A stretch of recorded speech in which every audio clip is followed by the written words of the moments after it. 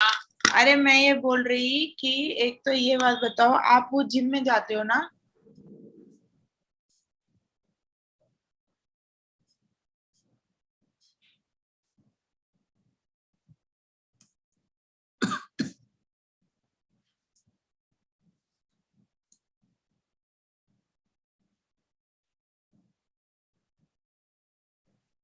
Jeremy? Yes, ma'am.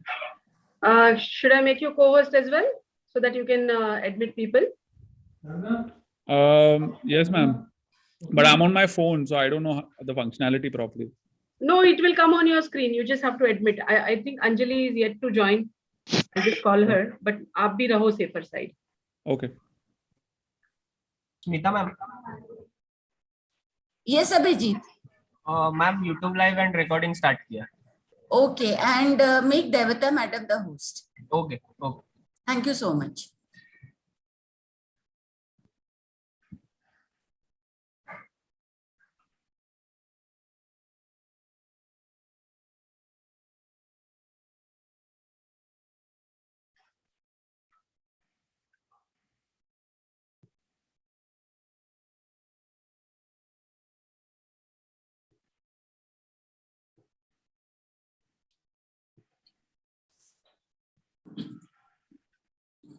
Jeremy, your co-host now. How do I?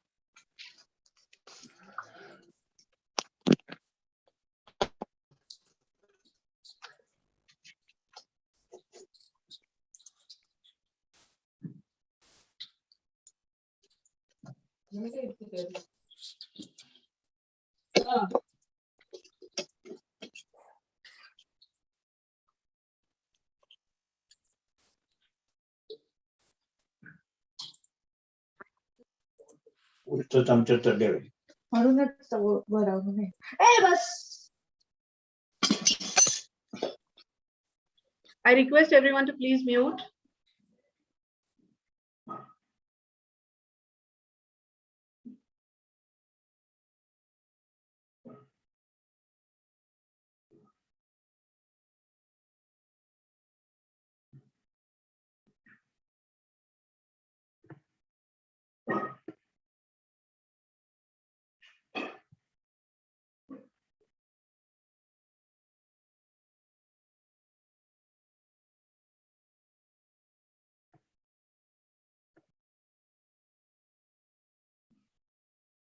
Hello.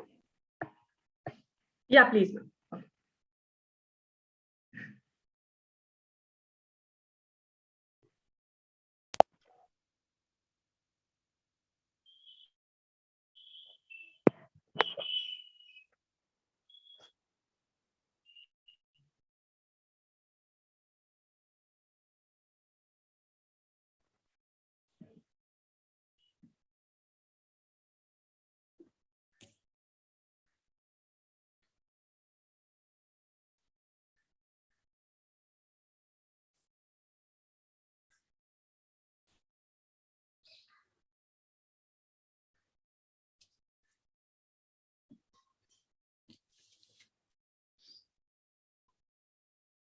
Hi, Daivata, can you hear me?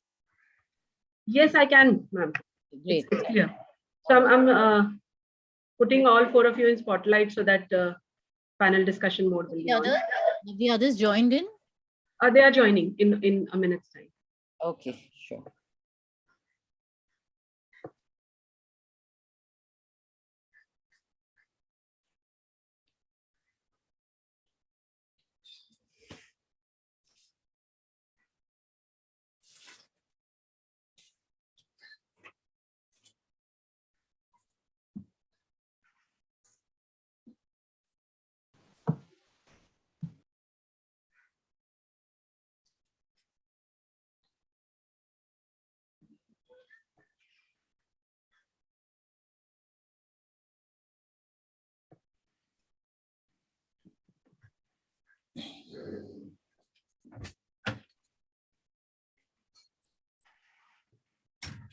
Khushali?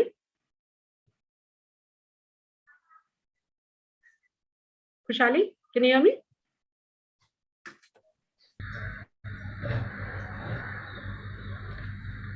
Hello, am I audible, visible? Yes, yes, Vinaya. Hi. Hello, everyone. Hi, Devata. Hi. I'll just make you add you to the spotlight, and we are waiting for Smita ma'am to join. Sure.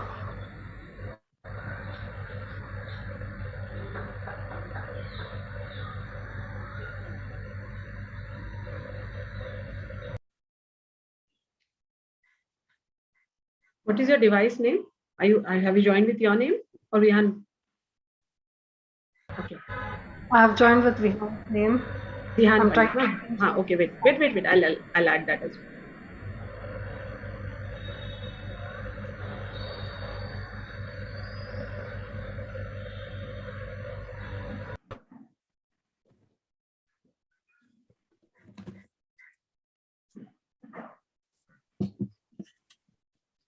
Geeta ma'am, you'll have to switch on your camera. Only then I can add you as in the spotlight.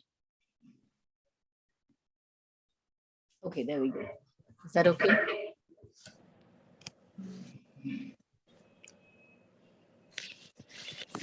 I can see Smita ma'am. Yeah, Devita, can you hear me too? Yes, I can. Hello, everyone. Hello. I'm just adding all four of you as spotlight, and then maybe let's start.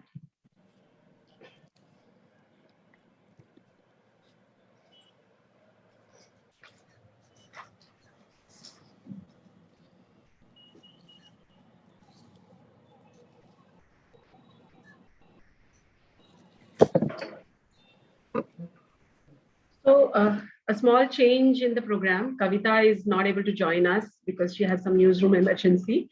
So she has to be on air. I'm going to moderate this one for you all.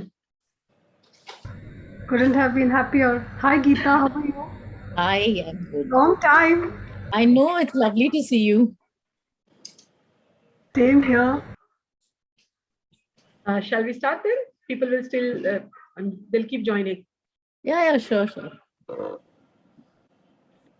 I did log into your earlier session. Yes, I saw you. Interesting. Yes, it was I quite think interesting. everyone seems to have disappeared, but they're not interested in talking to us or hearing us. What a pity. Yes. I am Smita. I wanted to join in the earlier session, but we had an in-house VC, so I missed out. I thought that will give us a little context on what we are doing. Hello, Smita. Hello, ma'am. Hello. Shall we start? So, yes. Yes. Good afternoon, everyone, and welcome to the second panel discussion of our today's program. As you all know, that the second panel discussion comprises of people from news media, television news media, and we have Dr. Smita Watts ma'am also, who will be talking about the government and policy side of it. I just want to make one disclaimer here before we start, that all the industry professionals in these discussions are representing in their individual capacity as women media professionals who have served in the industry for more than 2 or 3 decades. So they are not representing their current working organization. So their views must be taken in the individual capacity. Thank you. To begin with, I would like to invite Geeta Seshu ma'am. I'll just discuss the format of it for about 7-10 minutes. I will invite each one of you, and then maybe I'll start posing questions, and as and when audiences have questions, they can start pouring in. So please don't wait for me to announce your questions. You can simultaneously put your questions in the chat section, and I'll keep referring to it in between. So we start with Geeta ma'am. I'm very glad that Geeta Seshu ma'am is there with us. A brief introduction about her. She is an independent journalist engaged in reporting and analyzing media issues, in particular on freedom of speech, expression, media ethics, media ownership, and working conditions of journalists. Geeta Seshu embarked upon a career in journalism in 1984 and worked in Indian Express, Mumbai till 1996. She has been tracking media representation of women in the mainstream media for several years. She is a member of UNESCO's Media Freedom Committee, India, formed in 2016 to promote freedom of information and freedom of expression, pluralism, diversity, and inclusivity in the ownership and content of media in India. She's a co-founder of the Free Speech Collective, set up in 2018 to protect the right to freedom of expression and vigorously promote free speech and the right to dissent.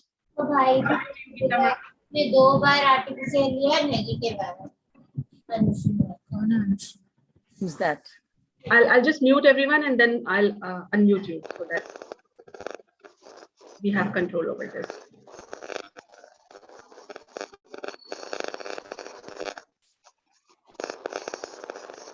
Ma'am, you can unmute yourself. Okay.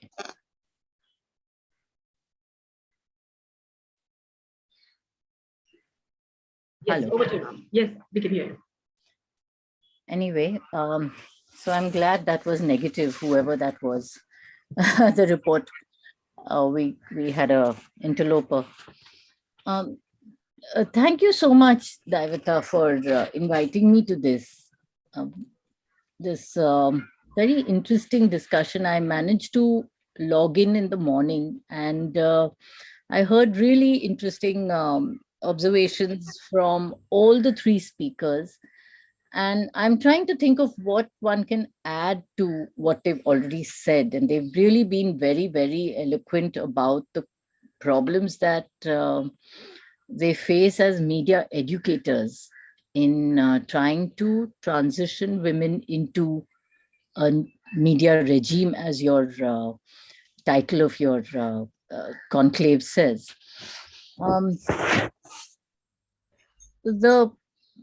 What I have found, and I mean, over these so many years of being associated with the media, and there is a certain despair actually, because we don't seem to have progressed very much from our, earlier concerns about the number of women in the media, the kind of media spaces that they occupy, what they do in the media. So I'm just trying to figure out what we can do to change this, because that is also part of what you all have outlined in these interesting points that you all put out, actually, the whole list of points. And I think more than about 9-10 points, which are very well framed, really. But we don't seem to have proceeded very much in the last 30 years, at least, that I've been associated with the media. I'm looking at things like, the media spend a study on women in the media. I'm looking at the studies of the GMMP, which comes out every 2 years, I think. Media has been part of it. And the fact that we don't have the kind of representation we ought to be having in the media is very, very disheartening. I'm also interested in sharing a very interesting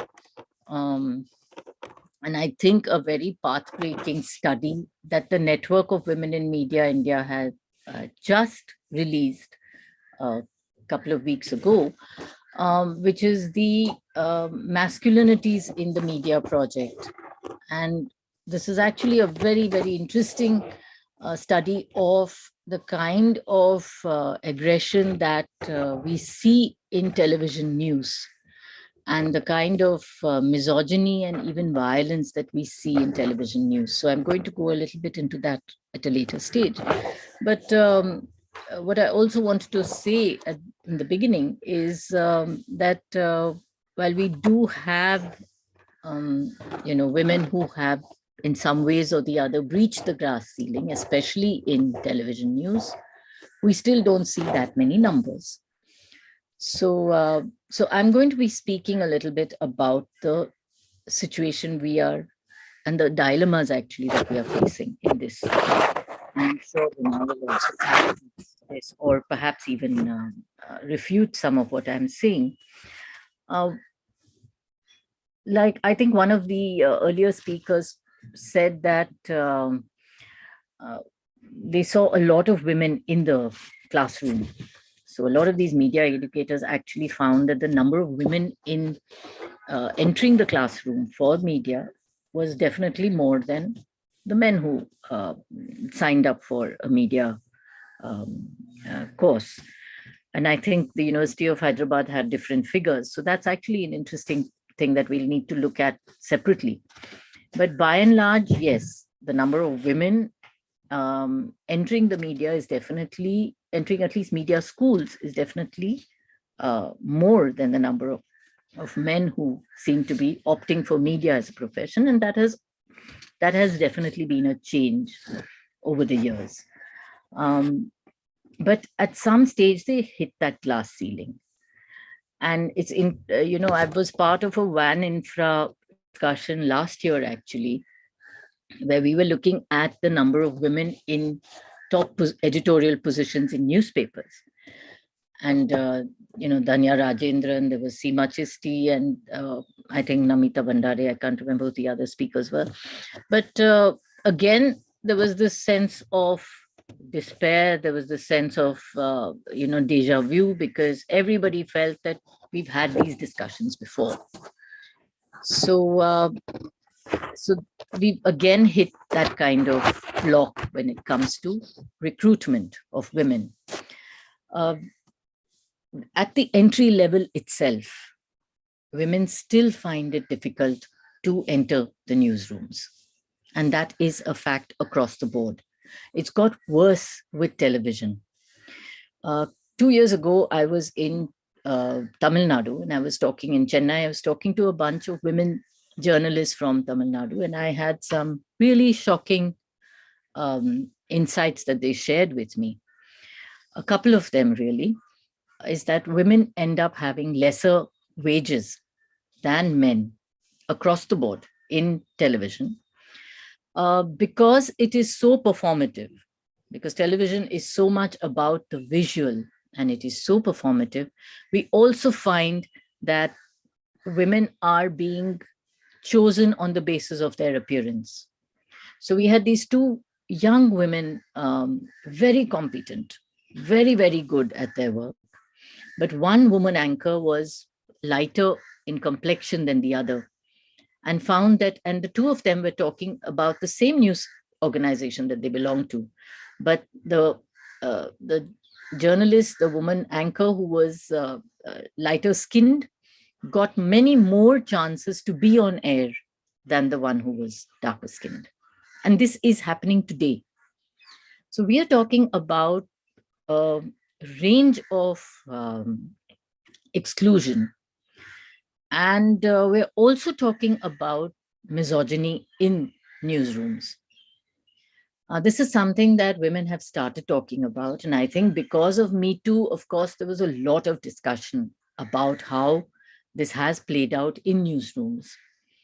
But this is something that we need to look at in terms of access, in terms of creating an environment that is much more inclusive and much more accommodating of women. Now, along with this issue, we also understand that just having women is not necessarily something that will translate to greater representation or better representation of women's issues in the media.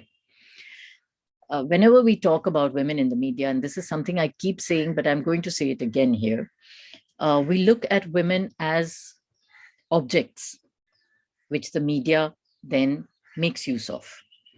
So women are traditionally known to be those objects. And we've talked about in the last session, there was somebody who spoke a little bit about television and about advertising really, and how that has objectified women over the years. But we also look at newsrooms and news reports that either invisibilize women or end up making them into victims, most often than not, or or simply do not even recognize that they exist as a category, as something that, as an audience, as somebody that has to be addressed. So many times women are not, represented well enough in the media. There's a lot of discussion on this. The second way in which, of course, we look at women, and there is very little research, even from all your media educators, I doubt, and I'd be happy to be corrected, but very little research on women as audiences. What exactly do women look at? What exactly do women access when they access the media? What do women read? What kind of news is it that they actually want to, listen to on television?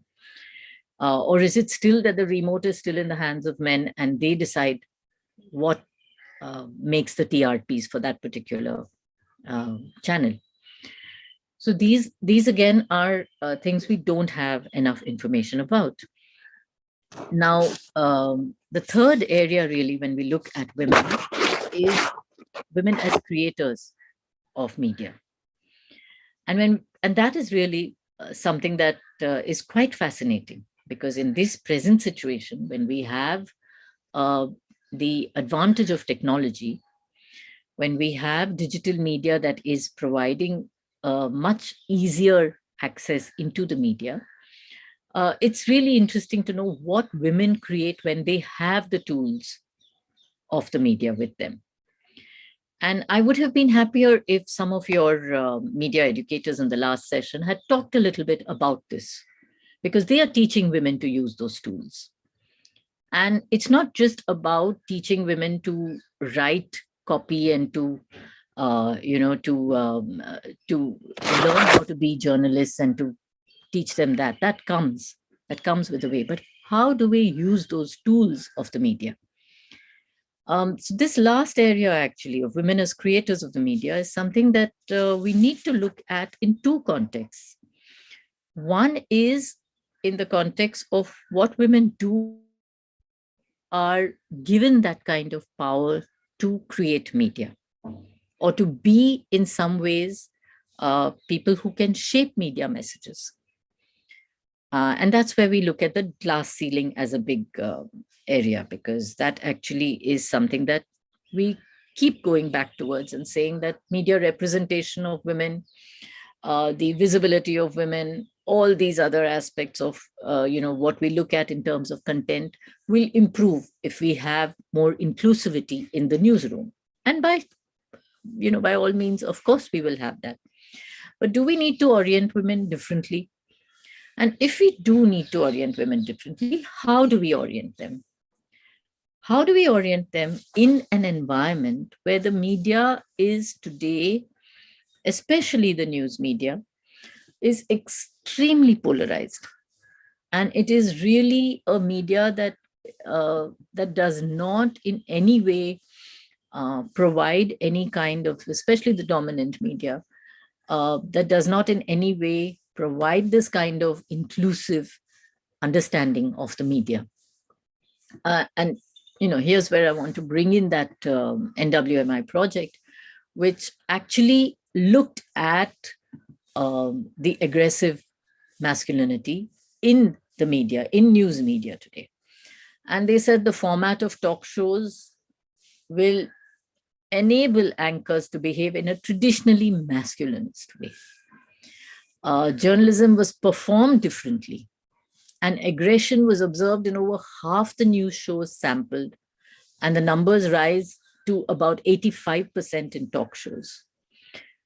Sound, graphics, studio backdrops, other effects, the tone of voice, the visual effects really signify aggression much more than anything else. Marginally more male anchors employed an aggressive tone rather than female anchors, but it was marginal. Let's remember that. 78% of male anchors to about 75% of female anchors. That's really not, much of a difference really. But approximately about half male anchors, about 50%, were found to demean or undermine guests and sources, and less than about a third of female anchors did so. So there are a number of these, really disturbing indicators of what is going on actually in television newsrooms. And I'd like to also tie this to the India Spend report, the study which came out in 2018, where India Spend looked at for 5 days from February 5, 2018. We counted the number of men and women who appeared as panelists, as commentators, spokespersons, newsmakers on debates in 10 English news channels between 8 p.m. and 10 p.m. And they found that over 4 times more men than women were as panelists. So we're not just talking about women as anchors, we're also talking about panelists. They found that there's a terrific amount of mansplaining. The highest number of women panelists were invited to discuss sexual violence. Hardly any of them were invited to discuss any panel on crime or social issues. Women were less heard on technology and industry. And we do have, a few examples, but it's not enough to tell us that there is inclusivity. And I'll come to my last point while I, look for, second last point actually, which is why do we keep coming back to this discussion about women, and representation of women in the media, in all segments of the media. And we don't seem to have gone beyond those discussions that we had about 30 years ago, which was the question I started with. And my take on this is that the media today is a very, very, very powerful and a very major player in the shaping of public opinion. And I mean, you might say, well, what's new about that? We all know it. We're all people who work in the media. But the point I'm trying to make is a little more than that. With the kind of influence and the importance that the media has today in shaping narratives, in the in discussions which then set the agenda on any issue, whether it is like the hijab ban which dominated the newsroom last night and has been for the last few days, or any other major issues that govern this country and the challenges that we are facing today. In a situation where the media is so powerful, do you genuinely think that we have media owners who will be willing to share that power with women who are independent and who come with a certain thinking about how the media should be operating, a more democratic, inclusive, egalitarian, equitable, all of that, anti-communal, anti-caste, not misogynist? So the reason why I'm bringing this up is because this is a power. And even though we do have women media owners, how many will be willing to share that kind of power?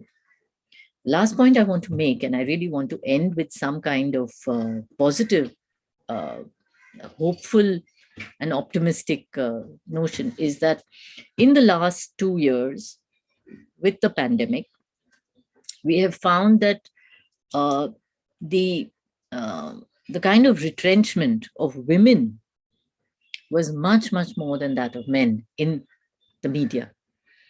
So more women lost jobs.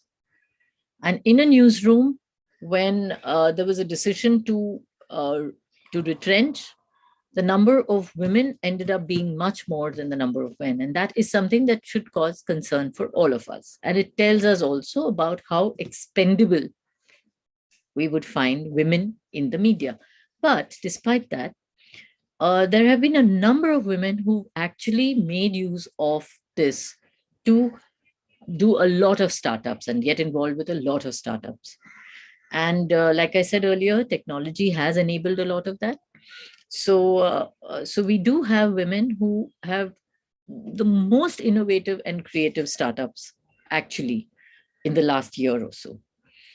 And that brings me to some sense of hope about what we will see in terms of the kind of media that these women can create, and that these startups, and especially in trying to change the ecosystem of the media, not just as a creative space, but also as something that will make business sense and work in terms of changing structures. Let's see how way it turns, because there's always a question of funding and this thing. But despite that, I think there is some scope and there is some opportunity that women can exercise now in a media that is now very, very visual. And we just have to wait and see how that plays out. The old issues of patriarchy, misogyny have accelerated, have gotten worse. But the pushback is also happening. And we will see how that changes. I'll stop from out here now, and let's hear all the other speakers. But hopefully we can have more discussion on this. Thank you. Thank you for that thought-provoking beginning, ma'am. Our next speaker, I would like to invite Vinaya Deshpande. But before that, a brief introduction about her. She is the Bureau Chief of CNN News 18, Mumbai, an award-winning journalist with 18 years of experience in research, academics, and media. She has worked across streams, broadcast, digital, print, radio, and has reported on diverse issues related to environment, terror, politics, gender, defense, and health. She is an IBLP alumna, a mother, and a yoga enthusiast. Over to you, Vinaya. Thank you, Devika, and thank you for inviting me on this panel. It's truly wonderful to be able to have a platform where you are able to voice what you generally contemplate on when you're on field, and issues that you generally don't get to talk about because you are within your own narrow spaces. And it was really a pleasure listening to Geeta. Geeta's a senior I've always adored and looked up to. There's certain pertinent points that I would also like to raise through this discussion. And while some very important points were raised by Geeta, particularly about how there is this whole masculinization of the news studio itself, the news channel, because everything is so circulating around the primetime shows and the talk shows. That is really what has become the identity of a news channel. What I have felt over the last 3 to 4 years is that there has been a kind of marginalization of journalists themselves in this whole process.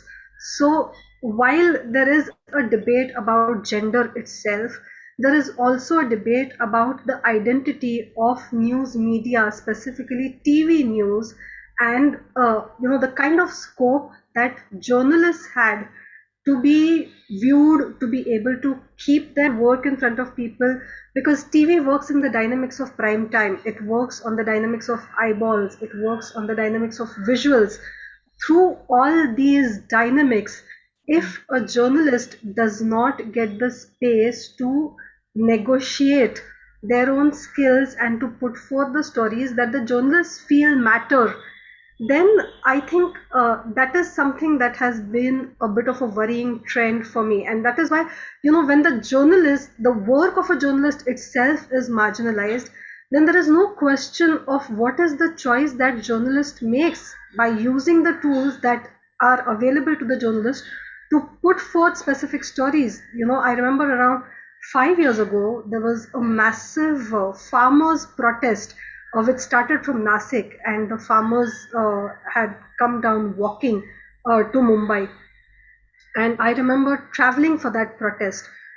There was a very small bunch of tribal women farmers who were a part of that protest. Now, on field as well, you see that most of the journalists are men. There are comparatively fewer women journalists. And so obviously the narrative that was given out, the men who came and spoke, typically the farmers' voices were the men's voices, the groups that were seen, that were colorful, that added some more charm, because TV is so visually driven. One of our executive editors at that time was a woman who used to anchor a primetime show. And I remember that, when I went on the field there, I quickly got hold of those women tribal farmers and requested them to speak. None of them could speak in Hindi. None of them could speak in Marathi. English was out of question. So there was a genuine problem of translation. So we got one of their colleagues who was a member of a Lal Bauta organization who could speak in Hindi to translate, but we got their voices. And that was something that played in that executive editor's prime time show. Now you can imagine the kind of eyeballs it got. It was, people quickly reacted saying, oh, tribal women farmers, as if they never existed. I mean, they existed for such a long time, and we never took that voice ever on the platform. So, there was, I would have done it, left it at that. That would have played somewhere in the daily news wheel, maybe at 2 o'clock in the afternoon, 3 o'clock in the afternoon. Who watches news at 2 o'clock and 3 o'clock in the afternoon? But it played at 8:30 p.m. that night, and the kind of impact it had, the kind of reactions that the channel got. Now, that was an editorial call. It was taken,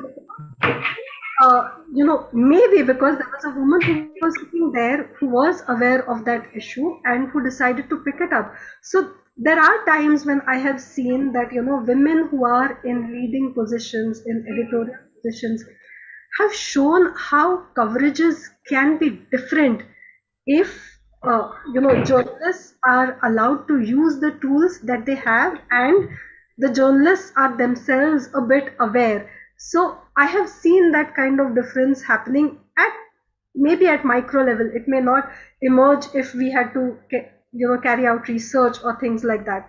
But yes, that is something that is lacking now. In the last 2 to 3 years, the whole structure of news on TV has changed so much that there isn't much of a scope for works of journalism to be showcased there. And so gender takes a backseat, which is a completely different story. So I feel that if more and more women are in decision making positions, that might also change. And though right now, if you look at news channels, you will see almost an equal number of women news anchors as much as male news anchors are. But as Geeta pointed out, the masculinization, they have to speak a specific way, they have to be aggressive, they have to be, so that framework in which they have to fit is not something that they necessarily choose all the time. So, that I think is a problem. There still are,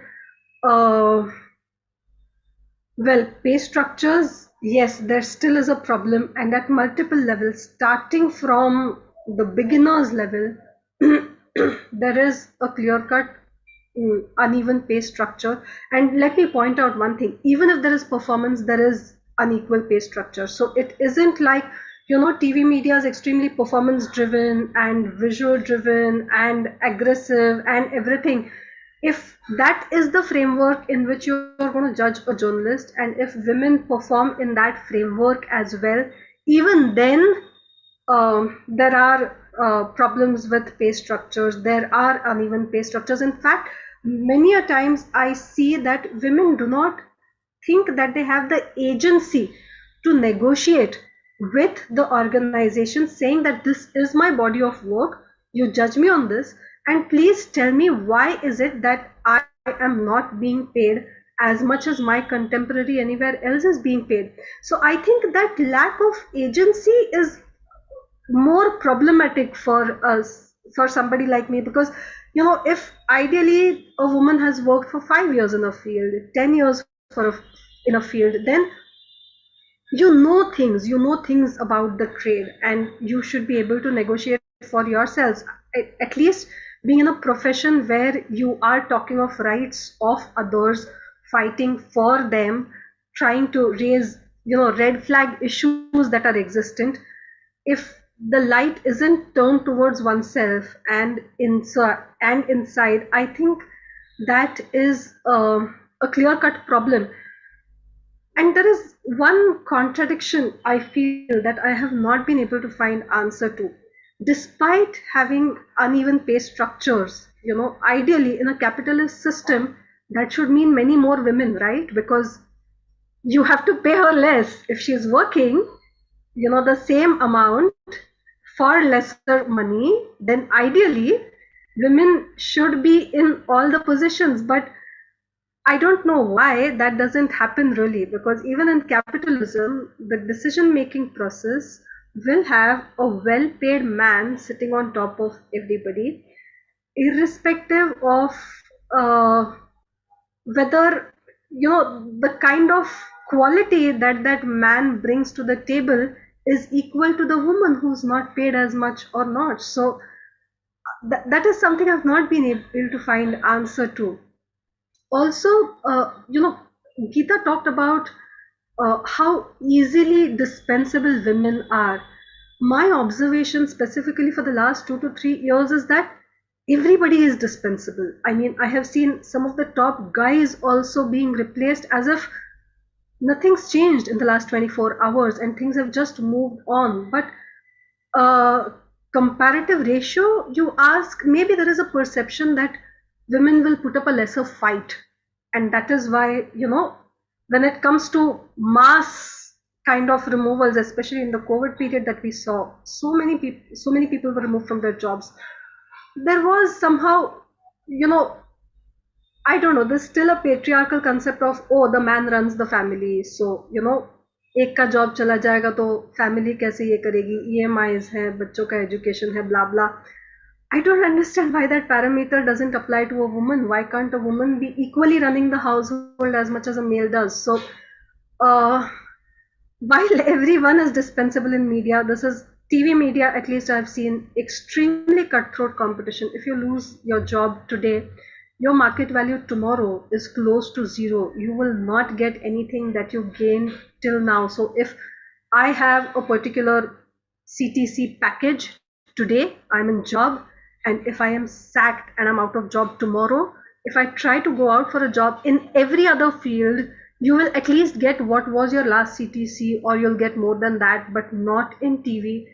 You will, if at all you end up getting a job, you will get paid lesser than what your current CTC was.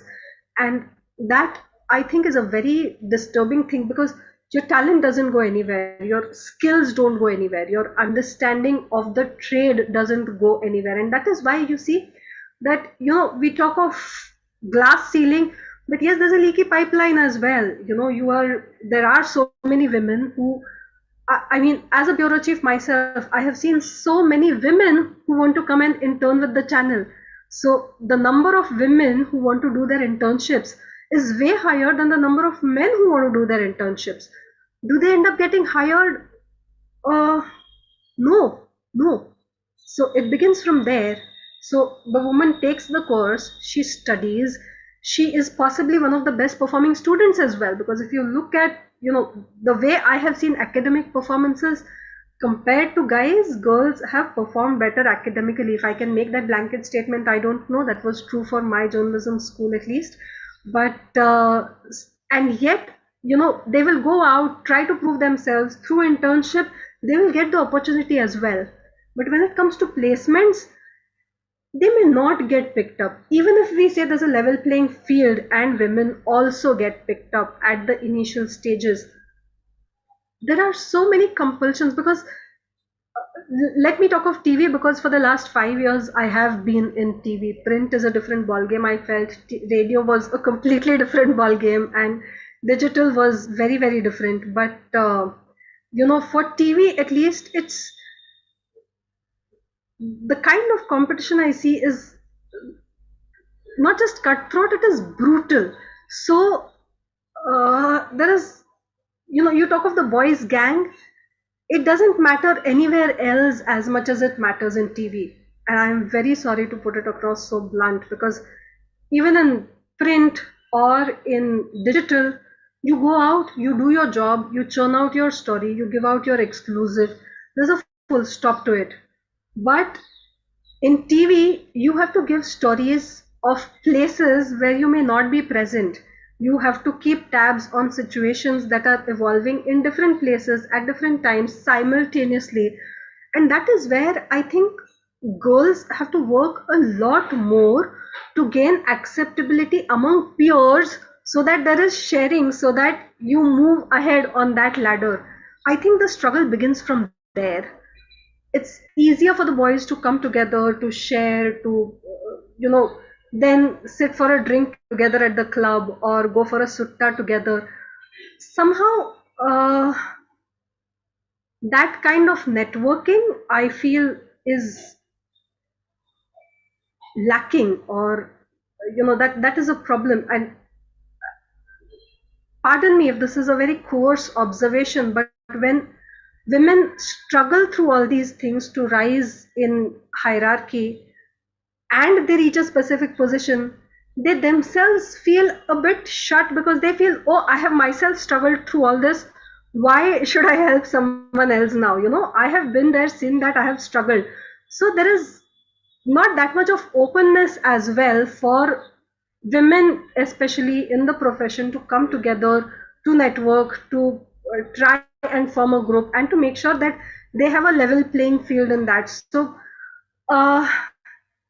I don't know how to categorize this, but in TV, that is a very disturbing trend. Again, TV is very, very consuming as a news media. You have to be present on field, on chutti days, at odd hours. The story doesn't really end with the newsreel. So even if there is no bulletin after, say, 4 o'clock or 5 o'clock in the evening, if there's something important that's happening, you'll still have to be present at that political party's office till 2 in the midnight or till 3 in the midnight, till that list is announced. And that somehow, is difficult for people to continue without feeling burnt out. Women, if they have additional responsibilities, burn out faster. If you decide to take a break, then that break is almost a full stop for you, because then you do not end up coming to TV news media again, in front of the camera again, or in assignment again, or in production again, because then there is so much of competition to be at a position that if you are out of the business, you are not in the race. And that, I think, is a very disturbing thing, because at the end of it, what are you saying? Anybody who may be who may not have qualitatively done as much work but has only persisted there stands a better chance of getting better employment opportunities. And that is a premise that has been disturbing, to say the least. As a journalist, when I cover stories, and I try and make sure that the voices that I get are from women, there is a very disturbing trend that men would like to tell women that what they should speak about. So just a few days ago, I was doing a story about women, about how law enforcement agencies, women were doing some good work and everything. And when I started shooting the story, it was the seniors of those women who took charge of the whole situation, trying to tell them what they should speak in front of the camera, how they should organize themselves. I finally had to intervene, and I said, look, I'm speaking with them, and I will let them speak what they want to speak, and I will tell them how they have to come. So thank you very much for your help, but please allow me to take the shoot the way I want to.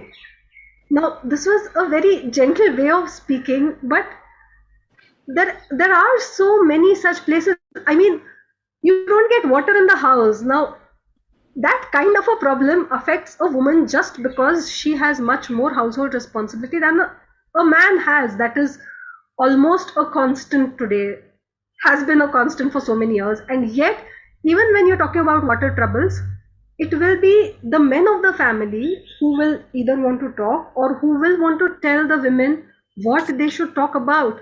And I am just aghast that at so many levels, if you're talking on the street, or forget issues that affect women more, even if you are doing, say, voxes, which is like talking to people, janta around, women will not be keen to talk. They will be more reluctant to come forth, to wait for those 2 minutes, to put forth their opinion.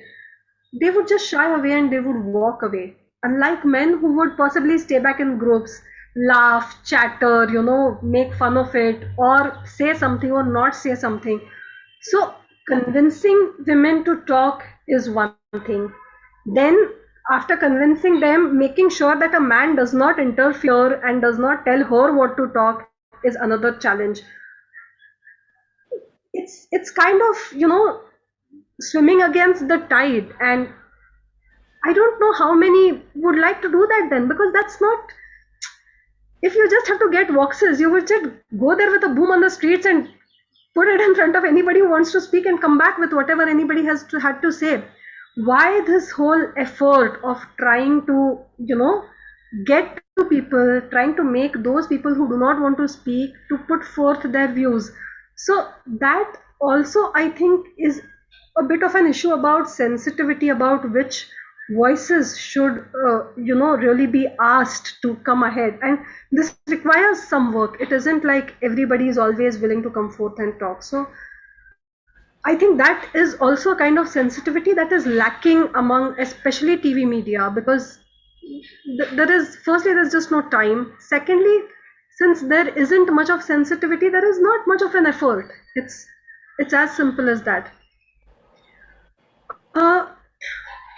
I also feel that I am not unaware of the fact that maybe I am in TV, maybe I am allowed to be on air because of my looks.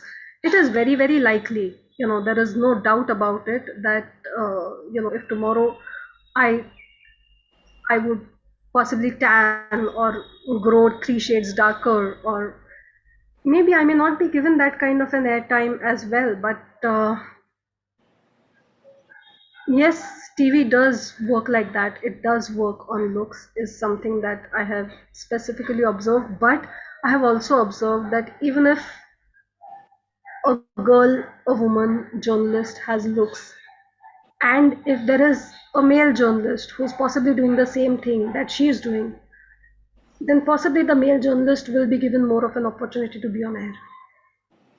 And then it again goes on to a vicious cycle of, who's on air for a longer time, what has he or she brought on table for that, being judged on that, being evaluated, being awarded for that, and then going in circles. If you're not given the opportunity to be on air as much as your male colleague, you end up not being able to showcase what kind of skills you have, and you end up being judged on what you have not been able to do for lack of opportunity. And I think the cycle doesn't end there.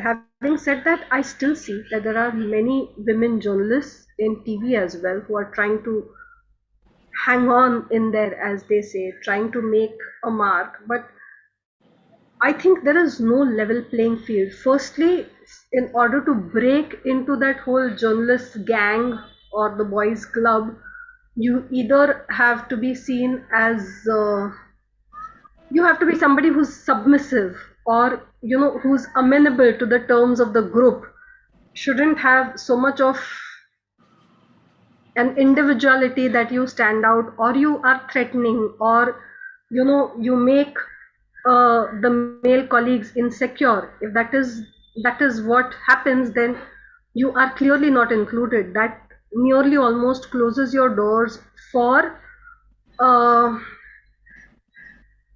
how do I say, not for work per se, but for getting inputs which are not exactly journalism. Now, what does TV journalism do these days? It takes off what one person has to say versus what the other person has to say. It's more of a he said, she said kind of a thing. And if one of your group friends is at a person's place who has said something, and he sends you that bite on WhatsApp, and somebody else is at B person, there is no journalism in that. You are just collecting bites to be played on TV.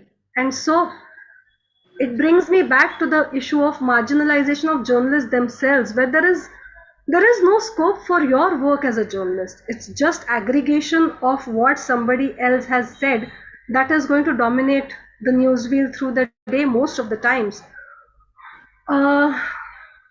So I feel yes.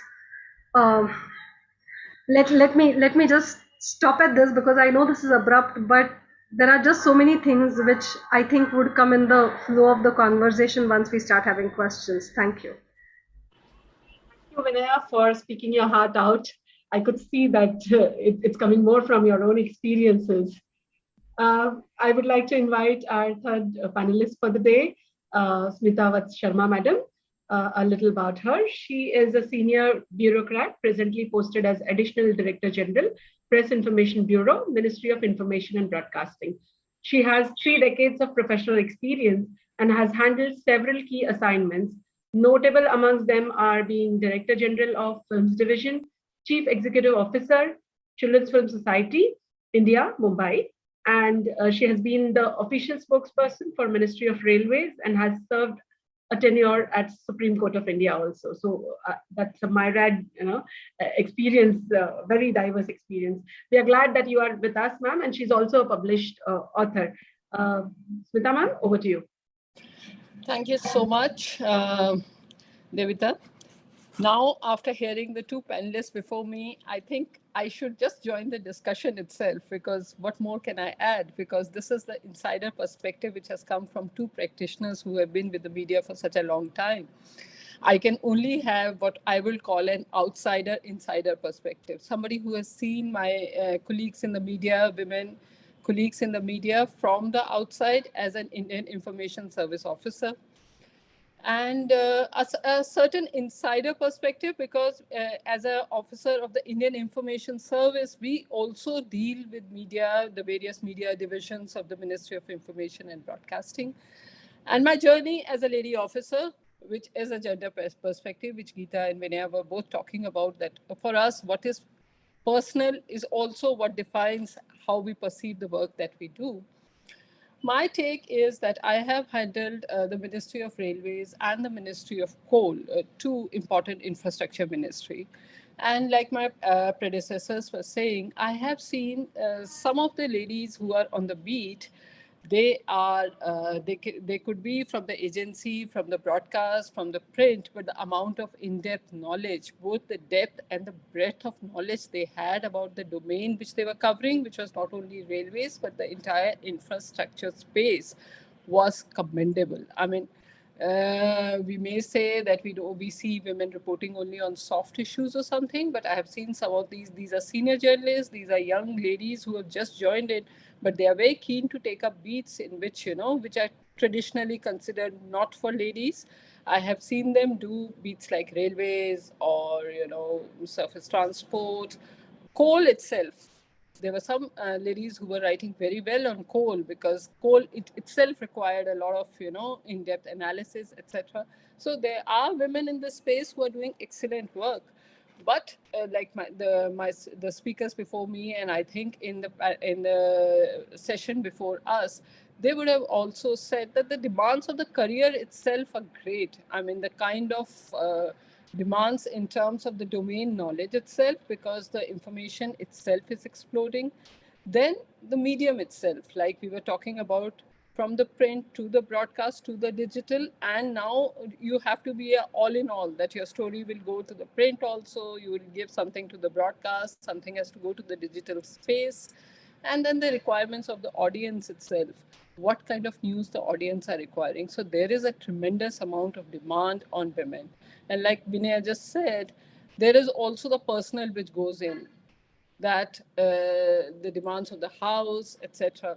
A long time ago, this was around 2 decades ago, when I was doing my MPhil. My MPhil was in gender, media, and education, the intersection of the 3 fields.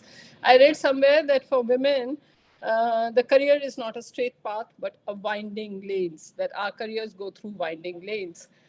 My 2 bits to it would be that for a young family, the careers of both the partners should go on winding lanes, because that is the only way that you can raise, young kids.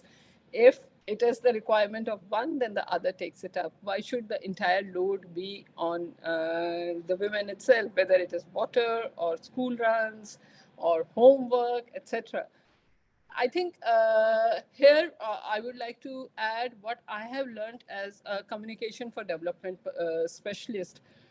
We deal not only with the Press Information Bureau, we also go out to the Bureau of Outreach Communication, where we use a lot of interpersonal communication skills to reach out the government messages, policies, programs to the target audience, women included. And what we come back and learn over the years is that the change is very, very incremental. It's very slow. And when we talk about the participation of women in media industry, or whether we talk about the representation of women in the civil services, it has to be placed within the larger societal context. I mean, the mindsets, the attitudes, etc., have to change, because I've been hearing this very interesting, a faulty pipeline. When girls drop out, whether it is after they have taken a media education, why they don't write the civil services exam, etc. This faulty pipeline which we talk about is not only because they don't want to do it. It is our collective responsibility as a society to give them that enabling atmosphere in which everybody chips in. Any career, whether it is a man or a woman, is not made in isolation. There is a lot of sacrifice, a lot of support which goes in from the family and from everybody around. So in a field like media, which is so demanding in terms of your, your time, your attention, your, attention to detail, the kind of story you're putting it, you need a solid network of support. We as women have the thing that we can manage, we can deliver, we can multitask. But I beg to differ. When you're focusing on a story, you have to cut out the other noise and just focus on that particular task. So you need some amount of solid support system which takes you forward. There is also something which the panelists before me said, that once we have reached somewhere, there is also a thing that I have reached here, and now one has to expand this energy in pulling. There are younger junior officers for us who are struggling with kids, with demands of a young family, etc. I think when you reach a certain level, it becomes our responsibility that yes, your journey has been very tough, it has been very arduous, you have made many sacrifices, but there are so many others who are coming behind you. So for me, one learning has been that as you grow in a career, you learn not only from what others did for you, but also what others did not do for you while you were struggling as a young officer or as a young media professional. I think as women professionals, we have to make that conscious choice that we have to help the younger lot who are coming after us, because they do need that pulling up. They do need that all these tough times will also pass away. Today, when we are sitting, me and Geeta, after 30 years of, a career in media in some way, we know, the backstory which goes on where you are juggling so many demands. But for the young ones, it may seem very overwhelming. Maybe listening to us gives them some amount of solace that you do come out on the other side in one piece. But while you are going through it, I think we need to just pause and take them along and think and give them that kind of a support. It can be just an emotional support. Maybe our field is so fast paced, you're chasing stories, every day is a new challenge, etc. But yes, the networks have to be built, the younger lot has to be encouraged, and perhaps like we are speaking today, this will also give, I don't think it will discourage people. It will only tell them the challenges which are in front of them. When you walk into a field, a lot of these young media professionals are walking into it because they want to make a career there. And I think what Geeta was saying was, we are still talking about the things which we were talking about when we entered this field. But this talking does help. It does tell them that every step is an incremental change. Today we are talking about these issues, tomorrow they will be talking about these issues. So I think we should open it for discussions, and I think you two have a lot of insights for the media professionals, the young girls who are coming after you. Thank you so much for giving me this opportunity. Thank you. I think what I can make out is a very common theme, that when you really want to voice women as a thought leader, you don't get it. Probably that is also a reflection of our society. But what Vinaya said, that but it is mostly the men who are talking on behalf of women, even on screen. They tell her what to talk and what not to talk. So women in general as representation is less, both as sources and subjects. When it if I have to give example, when it comes to cylinder prices, it is the women's views which are taken into consideration and not the other way. So when the cylinder price rises, why are we not having vox pop of men? And why are their views not taken, and vice versa? So when there's a petrol price rise, we need to ask women also, because is it not that something which is not affecting women? So this and many such subjects have a very stereotypical lens, from newsrooms. So my question is to Geeta and Vinaya, both of you. How do you think that whether you think that this is creating a imbalanced gendered spaces? What happens in back-end newsrooms? How are decisions taken? How are stories allotted? If you can, both of you, share your thoughts on that.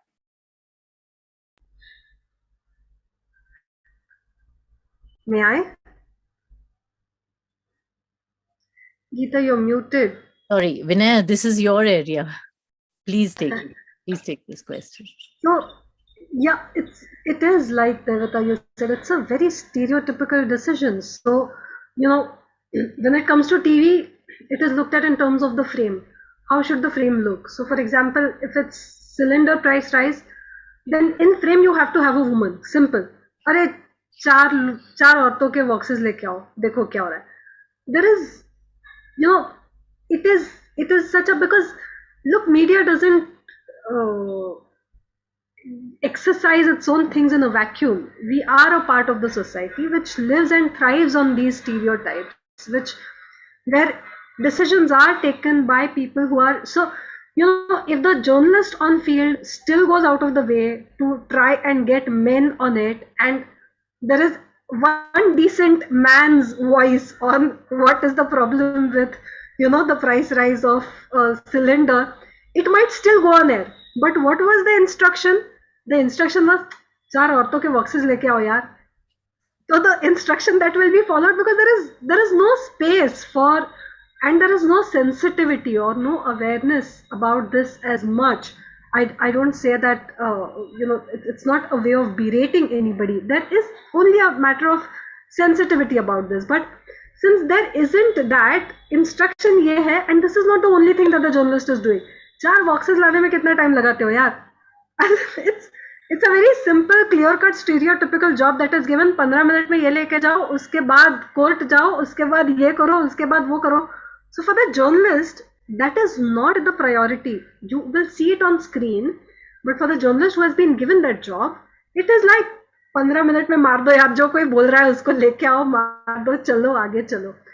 So that kind of, since there is no instruction, there is no execution, and that happens across the board for several stories. So as I said, water issues, it will still be like, even if you say औरतों के bites लेके आओ, you will still see the man of the family telling her what to speak. And that is where the bigger problem is, because that man of the family, while speaking in his group of friends, will say how he is this, his wife is a bully and blah blah, all kinds of marital jokes he will have, and people will end up laughing at it. But in front of anything that is going to look like घर की इज्जत है भाई, बात करने वाली है, TV पे आने वाला है, it is the man who takes the reins of the things and says, मैं जैसे बोलता हूँ वो बोलो, अरे वो बोलो ना, अरे ये बोलो ना. And I am just aghast at the level of absolute stripping of agency. Because I remember just 2 years ago, I had gone to a village during one of the worst droughts that Maharashtra had faced. I went to a village where that village did not have potable water supply for 8 years. Can you imagine what it is like? We can't live without water. If there is no water supply for 24 hours, we are in a state of shock. I went to a village where for 8 years there was no potable water supply, and yet the men, as in the persons who wanted to speak on camera, were the hoodlums who sat in the village chalk talking about anything and everything under the sun.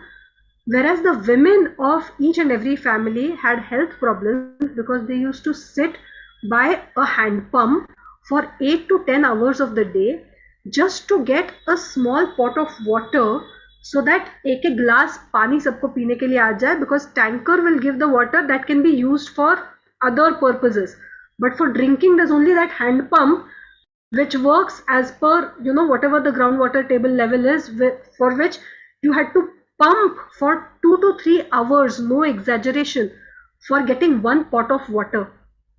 It was, women had to undergo several health problems. Several women had to go hysterectomies, spinal cord problems, you name them, cervical issues, you name them, and the women had them. And yet the people who wanted to talk on camera, it agitated me. It literally agitated me. I just shut them all off, and I spent a whole day in that village because women were initially not keen on talking.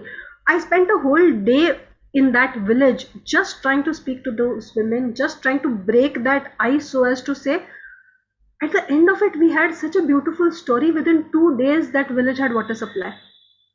I am not saying that this is, you know, I did some great job or blah, blah, blah. But because the actual persons who were facing all the troubles had that space to speak, the kind of impact that it had on the system was very different than, you know, guys who had nothing to do, who were just sitting on their bikes and chatting away to glory would have spoken about it.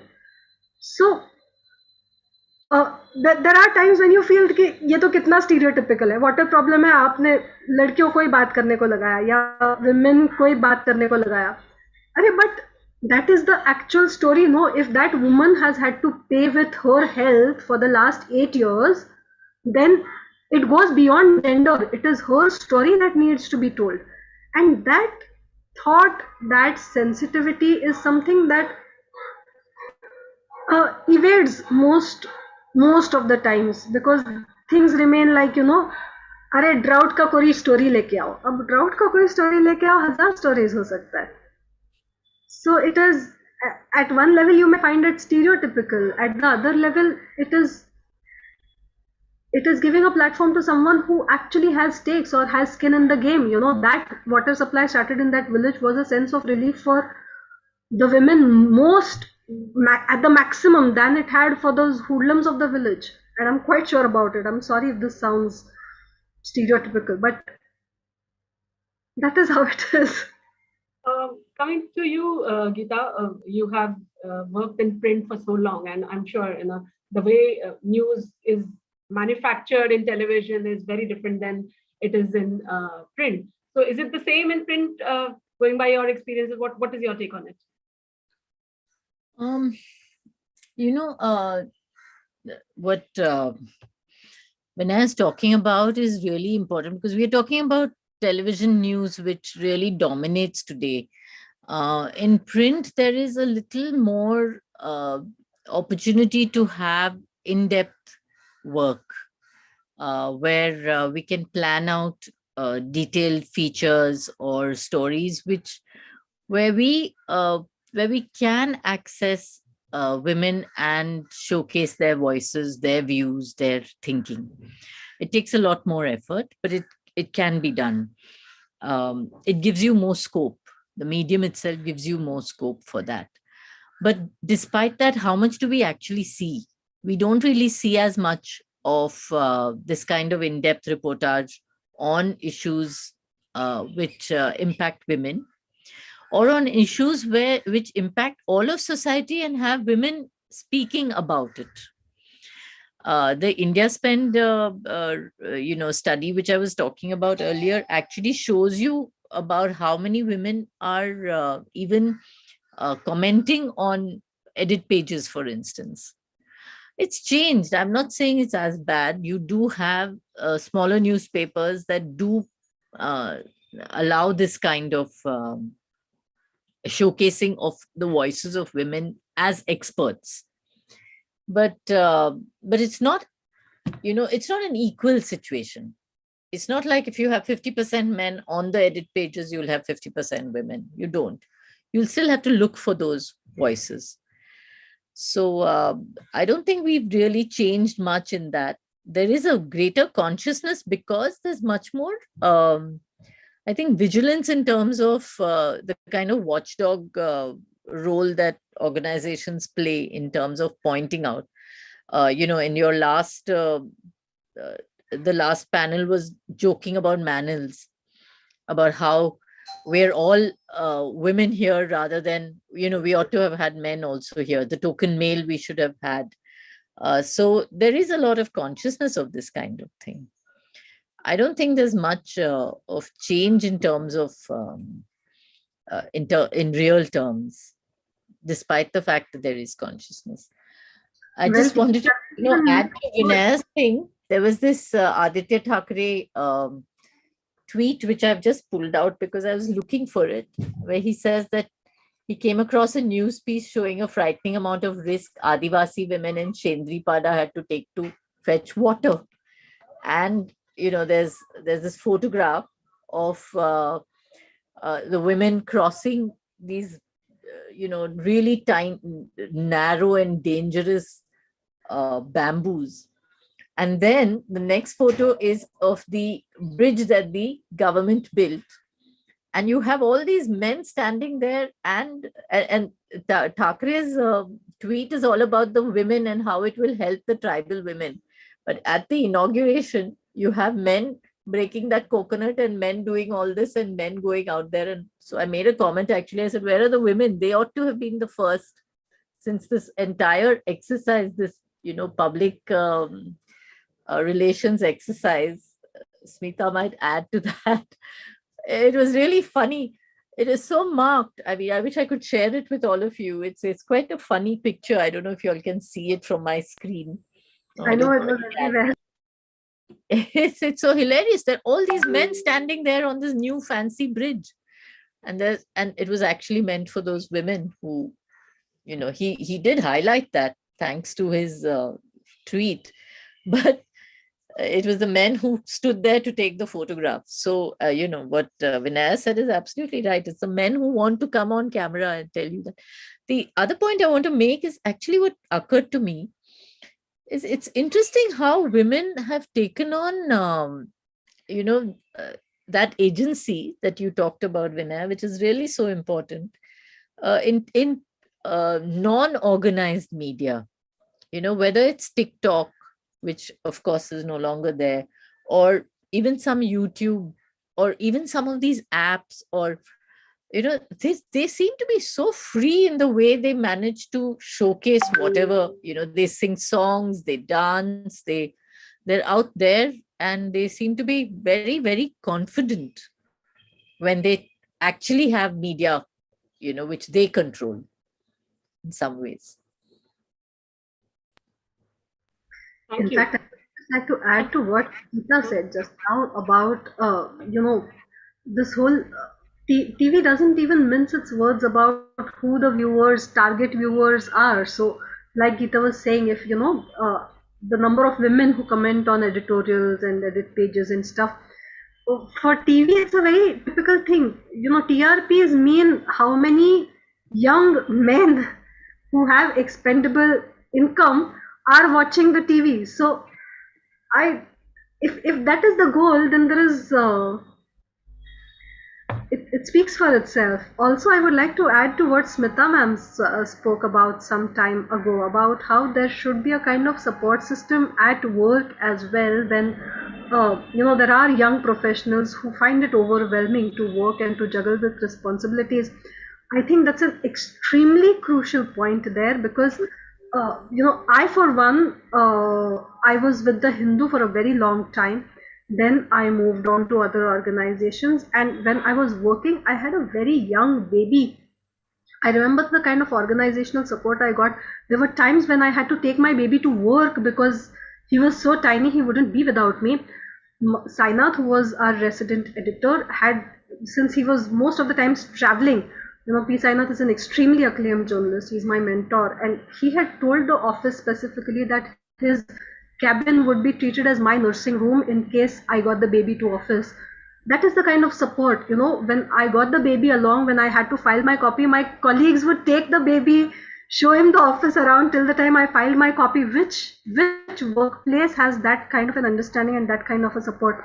While yes, spouse half of the responsibility. So I wouldn't say that I'm thankful to my spouse, because I really consider it our responsibility that, I support him, he supports me whenever we need. So that isn't much of a shosha anyway. But the kind of organizational support that I got through that time was so precious that it allowed me to continue working. If I would have had a hostile work environment, I would have had to take a break, which would possibly have meant the end of the road for me in the media at least. And I am acutely aware of that. And that is why now, when there are women friends who have delivered a baby, who want to take a back seat, who want to take up jobs which will allow them to have a better work-life balance, it is a kind of payback thing for me, because I will not be able to give anything to my mentor who did so much for me, or for my colleagues who did so much for me, than to pass on this thing to those who will benefit if I help them in some way or the other. And if that realization is there within the system,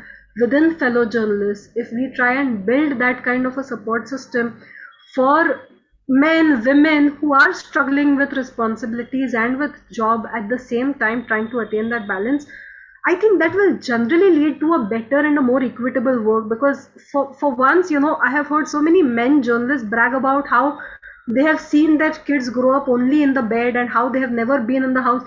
It agitates me that, how could your wife tolerate that you were not a part of the upbringing process for your child for 10 years, 15 years of their lives? How is that an equitable distribution at all? So there will be times when even men would struggle, right, with both the responsibilities. Yes, Geeta. So I would really like it that, we have a kind of understanding and a support system which helps everybody cope up with it. May it be a man, may it be a woman. Yes, Geeta, you were saying something. Yeah, Vinaya, even I did that, when I had my kid. I brought my kid to my son to Indian Express all the way. But I also want to say that the newspapers, the print medium, and I don't know if that's this, of course, that should be the same with television also, ought to have certain rules in terms of creches for women at the workplace. And I don't think we even have those discussions in the media. Right. There is the Factories Act, where a certain number of women ought to, if there are a certain number of women working in the workplace, then you have to have creches for them. I think the Times of India had a creche which they ran, but I don't think any other media house did. I had asked for one actually at Express when I had a baby, but it was too prohibitive for them to run it for one person. So they don't do this. And Bombay is a difficult city because you have to travel with your child all the way in a train or, and using public transport. And that kind of becomes a deterrent for most women. So we actually ought to have a situation where we have neighborhood creches, which are, government or private. These are big issues which have to be tackled to have more women at the workplace. The other point I want to make is that I was doing a gender roundtable in Dhaka in Bangladesh. And one of the women there told me, she said, the problem with women in the media is that, there's at one level, the body clock sort of hits you by about the 30s, which is when your career is actually sort of peaking. It's taking off. You've got the maturity to be able to take decisions, to be able to lead your teams. And there is this other dilemma, So it's interesting that this is somebody in another country. And I did these gender roundtables with women in Nepal, Sri Lanka, in Afghanistan, and in Bangladesh. And the kind of problems that women journalists face was pretty bad and pretty universal, really, irrespective of the structures at the newsroom. My next question is to Smita ma'am. What has been your experience, working in the bureaucracy and government, that how gender inclusive decisions are taken, and what are the discussions, or what is your experience with your fellow male colleagues? Devita, I would say that when you enter the civil services, you automatically get a lot of agency, because this is one of the toughest exams which you crack. So I think at a certain point, somehow, because you're occupying a certain position, the gender seems to disappear. I just demitted charge, and some of my juniors, I was the first lady officer to hold that charge. Some of my juniors on my farewell said, "Ma'am, you've made us forget that there was a lady in the chair." So I was very bemused, because the nature of the work is such that sometimes the gender disappears, but like, what Geeta was saying, the the problems are almost the same. It resonates quite a lot because you're juggling so much. It can be parents, it can be elders, it can be kids, and the Murphy's law will apply. A child will fall ill when the parliament is in session. That's exactly the same time when a child would like to fall ill. So those kind of things are there. As far as male colleagues are there, because the nature of the work is such that gender does not come so much into play in that sense. And I think the other things come into play, that your competence, you, by your sheer competence, you create a space for yourself in that kind of a thing. What I would say is that what Vinaya was talking about, that is something which is there. Like for younger colleagues, we do have that kind of a thing, that we have gone through this. So, flexibility in terms of coming to office, or if she's holding, because the media works all the time. So if she's willing to do a weekend, so then she gets a couple of days off during the week, because that helps us, raise the child, etc. So those little arrangements we do make out for the younger colleagues. But I think by the sheer this thing of being in the civil services, a lot of those blatant sexism just goes away, because you've already reached a certain level. And after that, it is your competence and the way you handle your assignments. And the kind of assignments you get, you may be in the civil services, but then that's a very individualistic kind of a thing. A lot of luck, a lot of, being at the right place at the right time, the kind of assignments you pick up, the kind of things you want to do. Okay. I'm slightly deviating the flow of the discussion. What I've observed is that digital media or internet is more democratic in the way it functions. There's more scope for women to voice their opinion, at least the ones who are literate and who are aware of how the digital media functions. What are your take on that? Anybody? I mean, even the latest documentary which was sent for the Oscars, Writing with Fire, I think it's a beautiful documentary which talks about how Dalit women have got a space through mobile journalism and they are able to voice their opinions. Very powerful message. Yes, anybody? Vinaya, Geeta, Smita ma'am. Yes, Geeta, please go ahead. No, I think it's, there's no doubt about the fact that digital media and that the convergence that digital media gives us, which is the visual and the textual as well as the oral, does give us a lot of scope. And it can do a lot.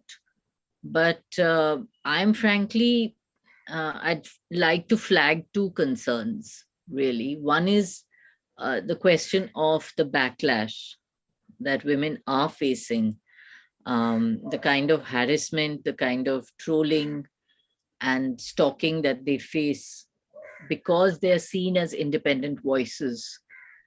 This is actually a big issue that all of us are looking at and we need to be concerned about. And let's not forget that the Khabar Lahariya women also faced a lot of that. The women in the documentary that you mentioned, Writing with Fire. So they also faced a lot of that. In fact, they had to go to the police, file complaints, and they were not taken seriously until they had to make a noise about it. So there is that one concern that I need to flag. The second concern is state regulation. It has become far more repressive now. And because it is seen as such a powerful and, a medium that doesn't seem to be easily controlled, you have government regulations, you have very, very regressive kind of guidelines for news in online news. So this is, this is the other aspect that we need to look at. While it is, of course, the most inclusive, the most democratic of mediums, the potential is there to be the most democratic. Because it's a medium where you don't talk down, it's multi-directional. We need to think about this. Well, yes, I agree with that, there's a lot of democratization in that space, but is it still a completely free space? I don't think so, because even on Twitter or so many social media, I see that there is a lot of introspection that the women have to do before posting anything, before voicing their opinion on anything. It may be as naive as COVID or something related to it, or something personal, which may just be a very random update. There has to be so much of introspection of whether that can be done or not, because just like voicing our own opinions is democratized, also the kind of backlash is democratized, because in the garb of anonymity, there are so many people who would just and it's not just about the kind of backlash that you get, about the kind of trolling that brutal, massive trolling that you have to face, but the way in which the system trivializes it. I mean, forget, women journalists who are, and I am not saying that they're less important or anything. I am just saying that by international standards, we feel that Mumbai is a better governed city in terms of the law and order machinery and everything. And yet, when women journalists from Mumbai are threatened in online spaces, the way the system kind of trivializes it, there is absolutely no action. Many times the women themselves have to try and do a lot of investigation to try and find out who did this, in order to feed it to the police, saying that this is being done possibly by this IP address, possibly by this one, can you please look into it? There is just no action till there is something sensational that is created that comes in the mainstream media. Now, I do not look at it as democratization, I am sorry. It is a constant fear, in fact, that is magnified, actually, as per my opinion, because at least in the mainstream media, there is a level of protection that is there. It is voiced through a specific channel, through a newspaper. So the opinions that come, the responses that come to that specific channel or to that specific newspaper, because though that is your work individually, it is as a part of, a larger house that you're talking about. When it comes as an individual opinion that you are voicing, it just gets very ugly, and I feel that that is a very serious hindrance to expressing one's opinion, because at the end of it you end up saying, yeah, who's going to take up so much of headache for nothing? There are so many things that you would think 1,000 times before putting out, because any unrelated thing can be brought out about your family, about your children, about your past employment, anything, and it can get very nasty. I mean, I remember Priyanka Chaturvedi had posted something in between, and the kind of threats that she got for her family. I mean, why is there, while that space is democratized, why is there no security that, I can voice my opinion and action can be taken if that kind of a backlash and trolling happens to me? It is, while she was an MP and action did get taken because she's from Shiv Sena, but it is a scary proposition where it has happened to, dime a dozen women journalists, and absolutely no action has been taken. Nobody cares, really. The system doesn't care two hoots, and that is why, I fail to fall for this thing of how this space is democratized, because the cost that you have to pay at the end of it is very, very real.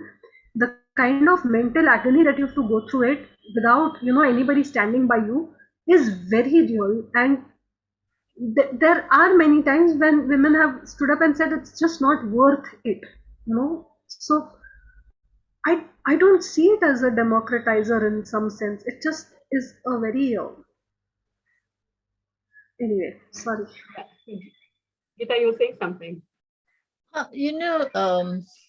The internet, like I said earlier when I spoke about the startups, and quite a few of these startups actually, I think, are including, people like Barkha and others who have moved away from television and gone into, or even Faye D'Souza and all. They're, of course, the bigger names.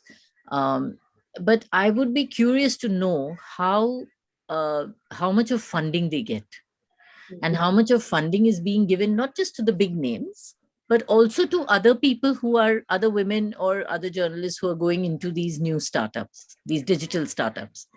The media funding that we have for big television or for print is still advertisement driven.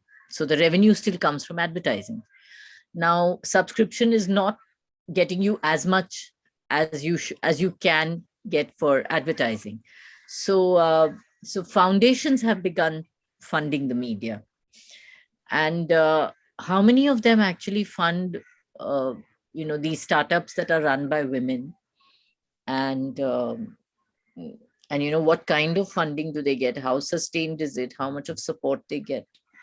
It'll be interesting to look at those aspects, because ultimately, while we talk about content and we talk about structures within and we talk about enabling environment for women in the media, ultimately we also have to talk about the business of the media. We can't keep that out.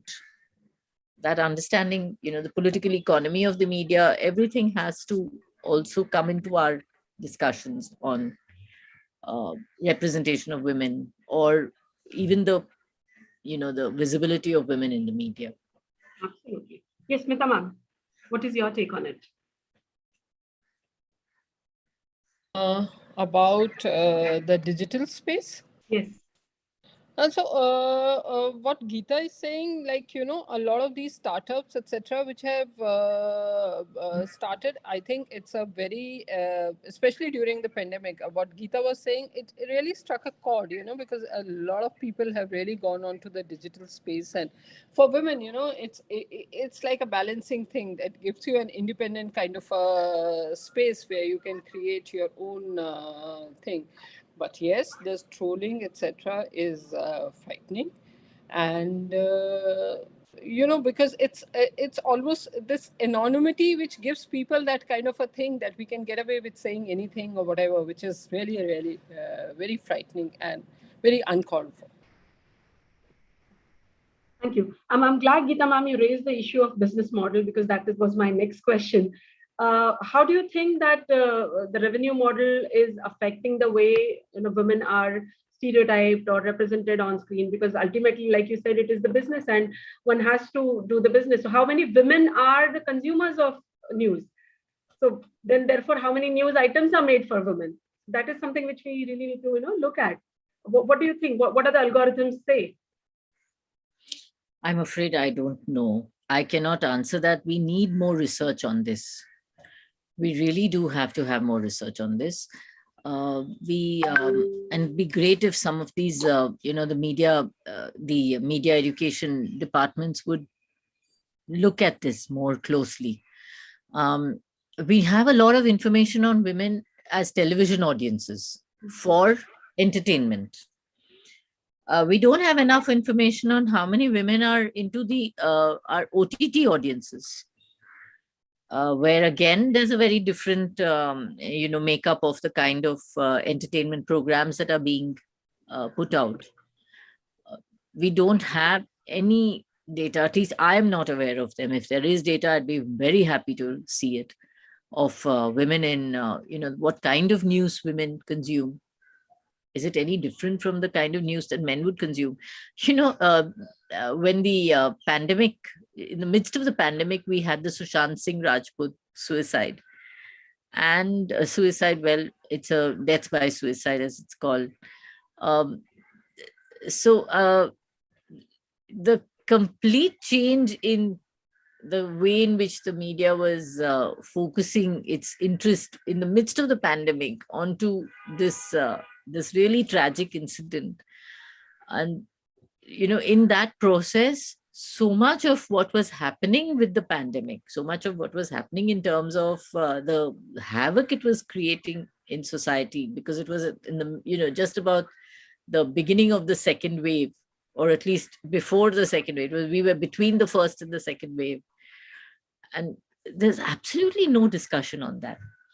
Interestingly enough, health was never considered a hot beat. It was always a beat that was given to women. And suddenly we had some of the most important. It continues to be even today. There you are.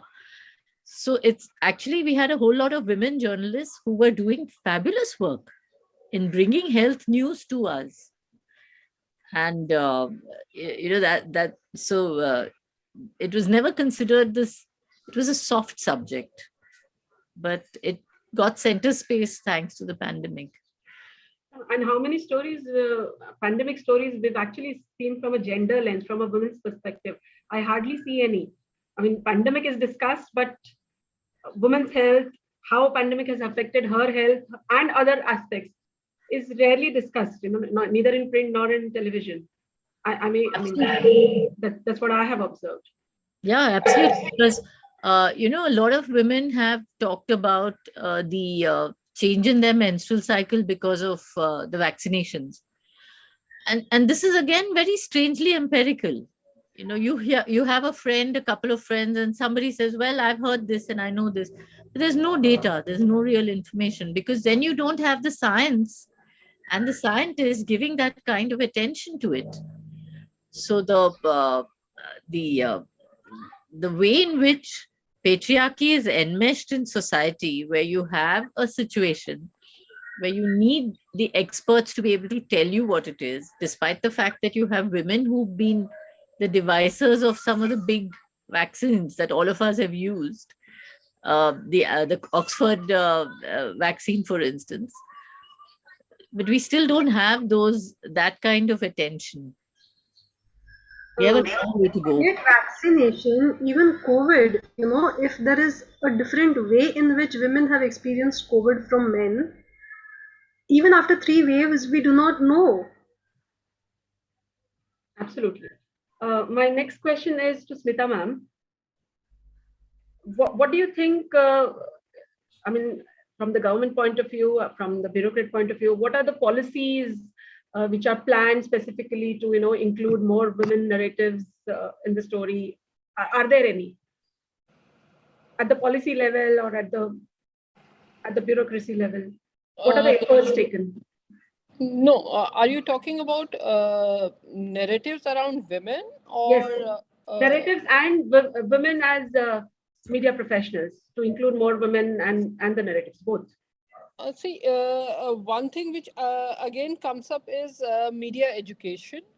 That media education is, we have this Indian Institute of Mass Communication, which has now branches across the country. So media education is one thing. The other thing, when Geeta was talking about, was that women as creators of media. So I have some experience from the film sector. One positive thing one has seen, I have been associated with the Film and Television Institute, is that there is a large number of girls who are, taking up so-called fields where there were lesser number of them, like editors, sound recorders, camera persons. There are women directors, but these were considered to be very, very technical fields, where the number of editors or cinematographer or sound recordist or camera persons.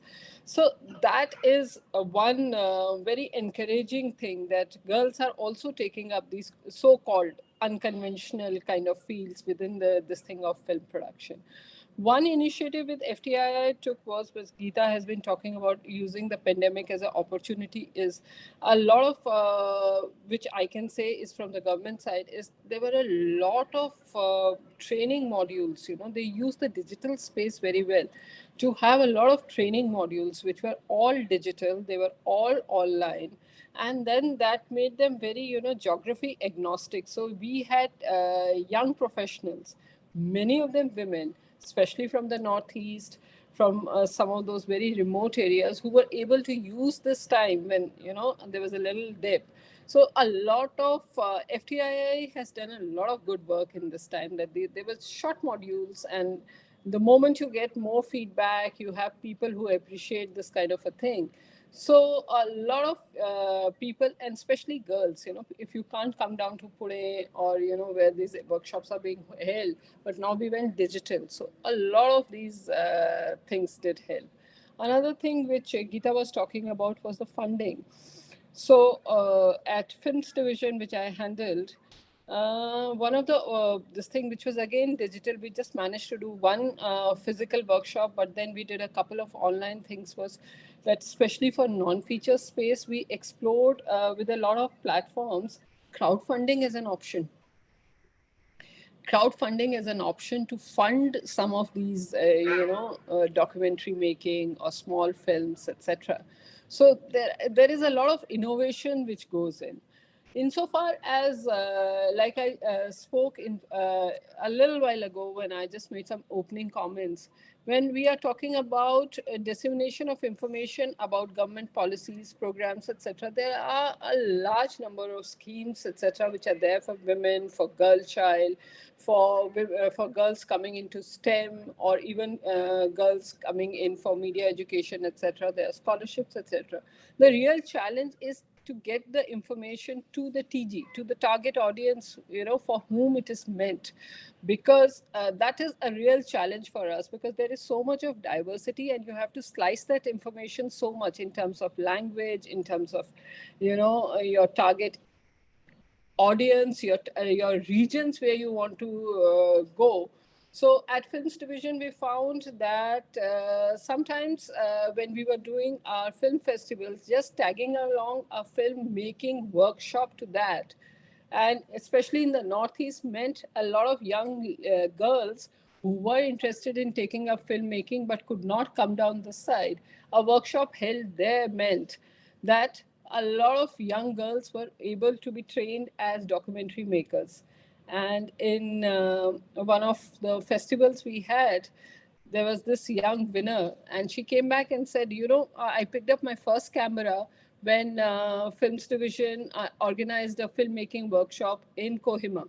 So there are these little interventions. There is no grand scheme, but these little interventions which help in making these paving stones for women to be much more empowered.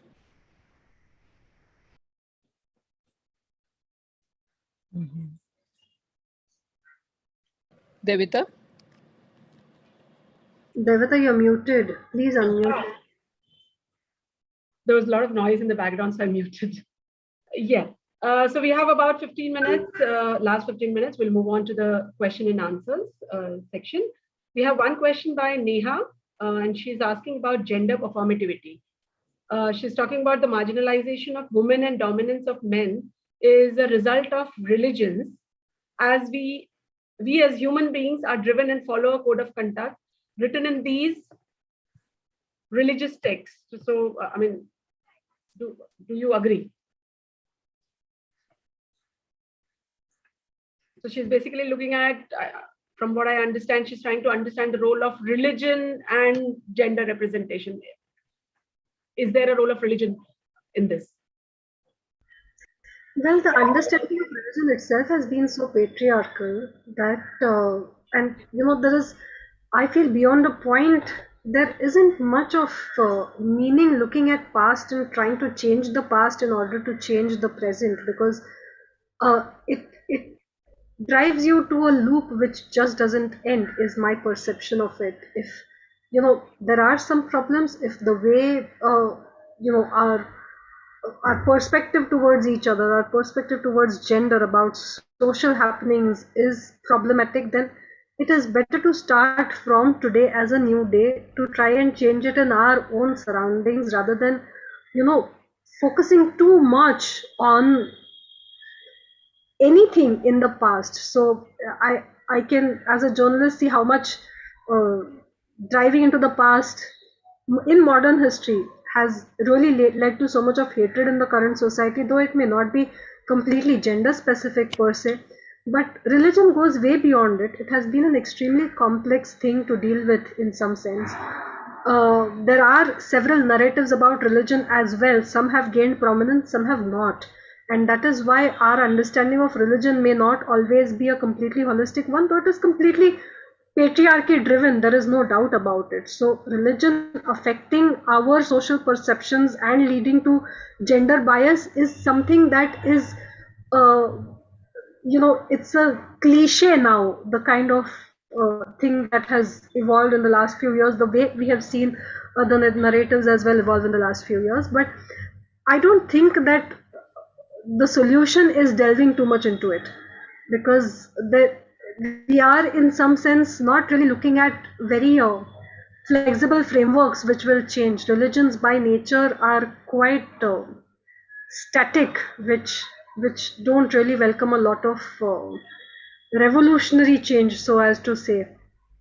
But my perspective is there isn't much of a point in focusing on whether religion affects gender bias. Yes, it does, and it is a cliche now. Like, everyone knows about it. What can we do about it is something that we can talk from now on. Yeah. Geeta ma'am. I'm not going to get into religion because that is a very big question, and some of it is also personal in terms of what place religion has in the lives of people, and in my life or in the life of the person who's asked this question, Neha.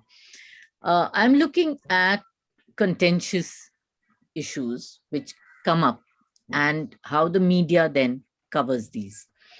And I want to just give 3 examples.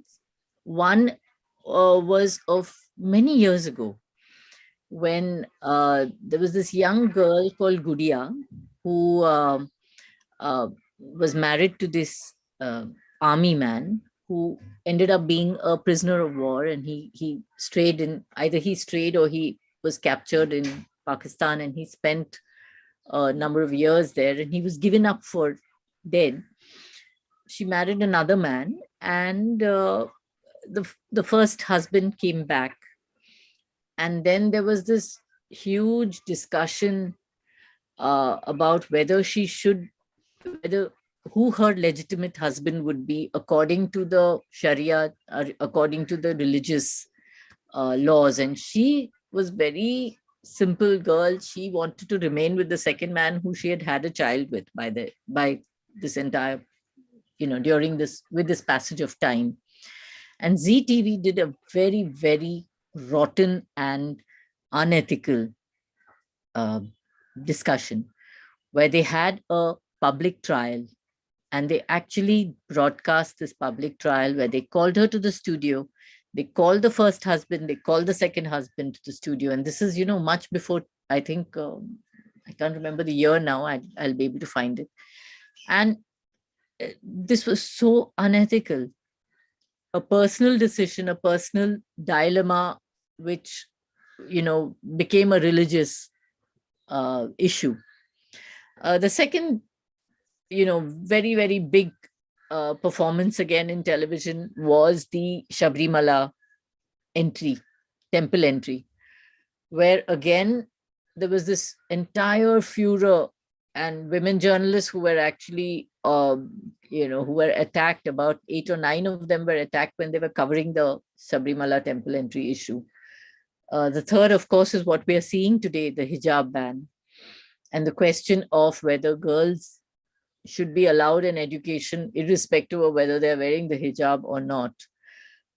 So religion has entered into, and of course, there's so many other instances about religion and this notion that religious values and beliefs and principles and everything else affect the civic life of people.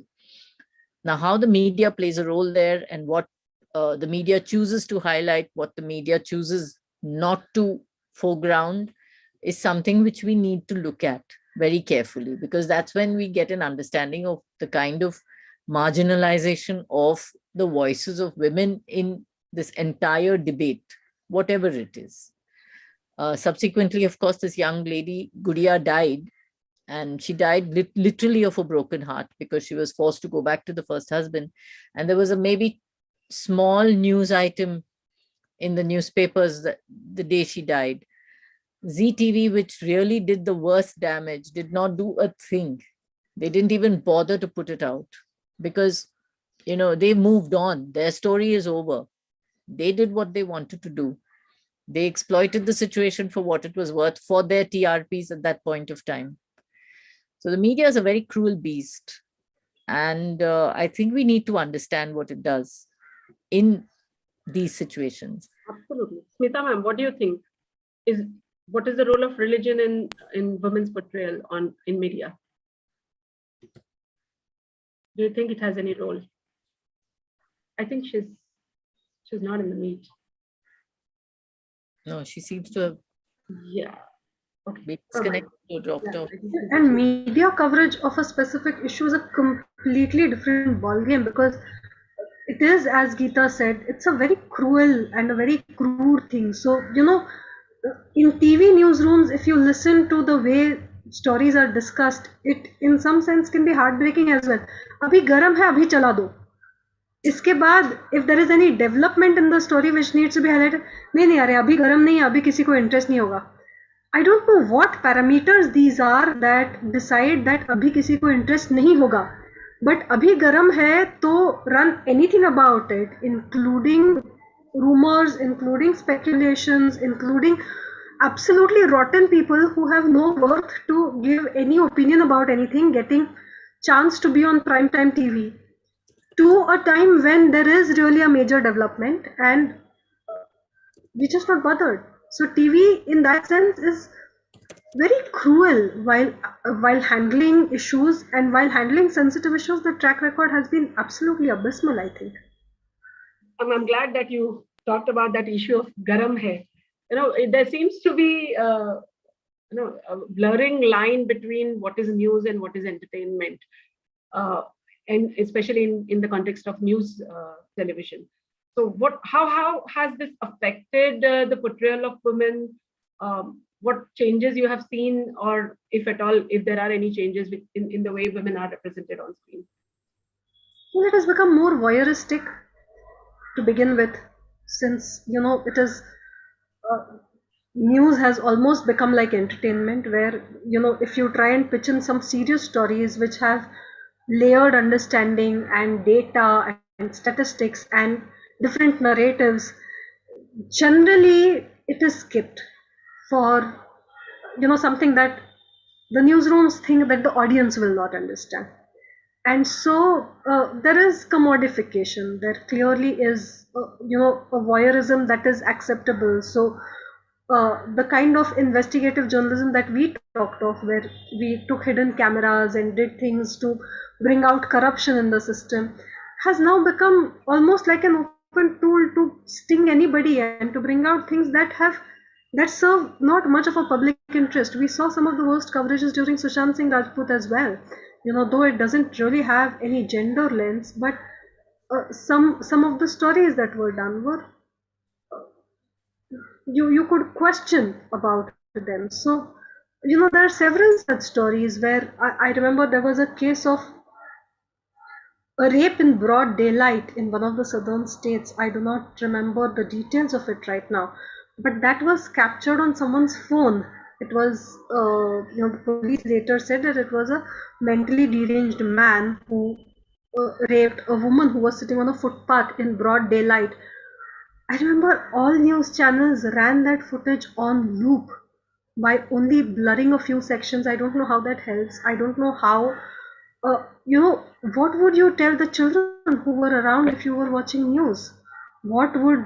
How would you keep on watching something on loop for hours at end? So clearly voyeuristic. What is the news value beyond, whether the culprit has been arrested, what has been done about the case? But I remember for one whole day, all the news channels ran the footage on loop. I mean, that is so voyeuristic and so pathetic in some sense. So commodification, yeah, has happened. Yes, Geeta ma'am, do you want to add up to her? Yeah, I think it's, I don't know if this is the answer to the question that was raised, but, we have to have some, I think, some sense of a balance when we want to, when we need to cover these kind of contentious issues, uh, which have a religious and social sort of dimension. Especially bringing in this kind of sensitivity that Vinaya spoke about. I mean, we have to have that. That's where actually this question of the misogyny and the question of masculinity, the kind of aggressiveness. I mean, if what Vinaya is saying, that garam hai to chalao, that's it's really quite disturbing. Absolutely. We need a course correction on this. We really do. Yeah, we are almost towards the end of the closure of this discussion. It's almost 4. Any concluding remarks, any question that I have missed and you wanted to share, views, anything that you would like to add up? Yeah, I actually wanted to say something about this question of burnout. And yeah, actually there are 2 points that I wanted to say, which I seem to have left out to, which I'd like to just quickly talk about. One is this question of, and especially because this is in a university context and you all have a lot of media teachers, and I think media departments. Rana Ayub's latest, her Substack, which is about saying that journalists need to start getting training, and media schools need to start training journalists to be ready to deal with a very different and very, very antagonistic environment, working environment. You need to look at that, I think, a little more closely. The question that Vinaya also spoke about, the agency to negotiate. I think it's really important to have women, who are able to understand how to deal with negotiating a better deal for themselves, a better working condition, contract and things like that. These are things that nobody talks about, nor media schools, nor even journalism, organizations. Several times in NWMI, we've talked about it, but it's never really something that we've done. This keeps coming up with freelance journalists, and a lot of women are today self-employed in the media. So they're either independent freelancing and work within the media as self-employed professionals. So they need to know how to get a better deal for themselves. That's really important. About the entertainment media, and yeah, about stress, I think we really have to look at stress, burnout, anxiety. These are things that, you people will also, as media educators, you all will need to start getting them, to understand that these things exist, and the world out there, which they're going to go off to and be part of, is something that they will have to be better equipped to. So it's not just about the skills of journalism that they're going to learn and the skills of the media, but also other life skills which they'll have to learn. I don't think we discussed enough about entertainment media really, but we have a panel tomorrow. That's great. For entertainment media. That's great. So we need to have. It's an all-women panel from entertainment sector only. That'll be, yeah, that's right. I'm sorry. Yes. Okay. Thank you, Vinaya, and thank you, Geeta ma'am, for joining and sharing your thought-provoking ideas with my students and other students who have joined us from different colleges. I'm glad that we are towards the end of this session. And to conclude, I can only say that it's not about how many women are there. It is about who they are and what are they doing in the media spaces. So these are certain questions which we will take back with us. And I personally feel that there is no willful attempt to leave women out, but maybe there is a need to willfully include them. So it's not that the men don't want them. It is just that we need to have more efforts to willfully include more women in the media workplaces. So constant and conscious efforts will hopefully improve the situation. On this note, I conclude today's panel, and we are also towards the end of this day. Tomorrow we will meet at 11 o'clock, and the Zoom link will be shared with you. So there's a separate Zoom link, not the one which we used today. Thank you so much, and have a great evening. Thank you so much. Thank you for this opportunity. Thank you.